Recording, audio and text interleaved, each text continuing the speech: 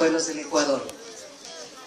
Considerando que el artículo 1 de la Constitución establece: la soberanía radica en el pueblo, cuya voluntad es el fundamento de la autoridad y se ejerce a través de los cargos, de los órganos del poder público y de las formas de participación directa previstas en la Constitución. Que el artículo 98 de la Constitución establece: los individuos y los colectivos podrán ejercer el derecho a la resistencia frente a acciones u omisiones del poder público o de las personas naturales o jurídicas no estatales que vulneren o puedan vulnerar sus derechos constitucionales y demandar el reconocimiento de nuevos derechos.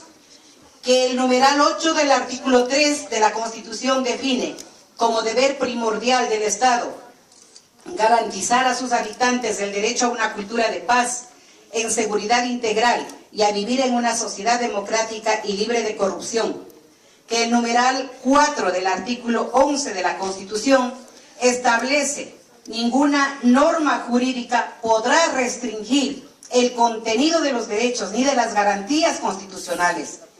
Que el numeral 15 del artículo 77 de la Constitución establece que las comunidades, pueblos y nacionalidades indígenas, que el pueblo montubio y las comunas tienen derecho a constituir y mantener organizaciones que los representen en el marco del respeto al pluralismo y a la diversidad cultural, política y organizativa.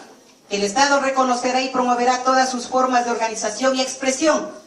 Que el artículo 10 de la Constitución establece: las personas, comunidades, pueblos, nacionalidades y colectivos son titulares y gozarán de los derechos garantizados en la Constitución y en los instrumentos internacionales. Que el numeral 2 del artículo 61 de la Constitución establece que las ecuatorianas y ecuatorianos gozan del derecho a participar en los asuntos de interés público. Que el numeral 13 del artículo 66 de la Constitución establece el derecho a asociarse, reunirse y manifestarse en forma libre y voluntaria. Decreta, artículo 1, constituirse en el Parlamento Nacional de los Pueblos del Ecuador como órgano de ejercicio directo de la soberanía que radica en el pueblo, en pleno ejercicio de sus derechos constitucionales.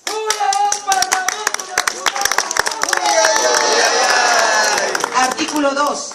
Convocar a todos los sectores de la sociedad a participar en el Parlamento Nacional de los Pueblos del Ecuador. Artículo 3. Disponer la organización del Parlamento en cada una de las provincias del país. Artículo 4. El Parlamento se pronunciará mediante decretos aprobados por consenso o mayoría simple si fuera el caso, cuando se trate de asuntos de interés nacional, y mediante resoluciones cuando el contenido se refiere a aspectos internos del Parlamento. Dado en la sesión plenaria del Parlamento Nacional de los Pueblos del Ecuador el 1 de julio de 2014. Que suscriban de un espacio de participación directa de los pueblos, de ejercicio de los derechos y por lo tanto para defender precisamente frente a cualquier atropello que en el país se dé. ¡Viva el Parlamento de los Pueblos! ¡Tres victorias, Parlamento de los Pueblos! ¡Victoria! ¡Victoria! ¡Victoria! ¡Parlamento de los Pueblos! Voy a firmar con su autorización por la resistencia y la desobediencia civil. ¿Aceptan?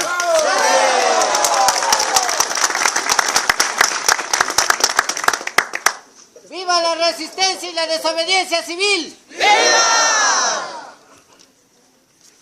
¡Viva la unidad de los pueblos! ¡Viva! ¡Viva la democracia! ¡Viva! ¡Fuera el dictador! ¡Fuera! Solo queremos señalar que esta marcha no inicia ahora, que no termina, diré ahora, que esta marcha no comenzó recién hace pocos días, que es el inicio de toda una propuesta continua para defender los derechos. Por eso el establecimiento de este Parlamento de los Pueblos. Muchas gracias y viva al Parlamento que nace en estos días en medio de la marcha por la defensa de los derechos de los pueblos, por el derecho al agua, por la afirmación de sus derechos individuales y colectivos.